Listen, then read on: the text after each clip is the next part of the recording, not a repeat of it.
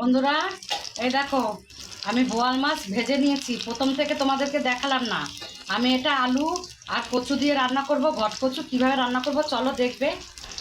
আমি মাছগুলো ভাজা হয়ে গেছে, এবার তুলে নেব। আমি ওই তেলের মধ্যে একটা তেজপাতা, শুকনো লঙ্কা, জিরে দিয়ে দেবো। আমি আলু কচুটা এবার ভেজে নেব। আমি আলু কচুটা একটু ভালো করে কষিয়ে নেব। আদা, রসুন, পেঁয়াজ আমি পেস্ট করে নিয়েছি, এবার দিয়ে দেবো। দিয়ে ভালো করে নাড়াচাড়া করব। আমি পরিমাণ মতন নুন দিয়ে দেবো। আমি পরিমাণ মতন হলুদের গুঁড়ি দিয়ে দেবো। আর এটা জিরার গুঁড়ি দিয়ে দেবো। আর 1 চামচ লঙ্কা গুঁড়ি দিয়ে দেবো। দিয়ে ভালো করে নাড়াচাড়া করব।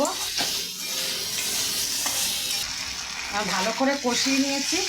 এবার আমি জল দিয়ে দেবো পরিমাণ মতন।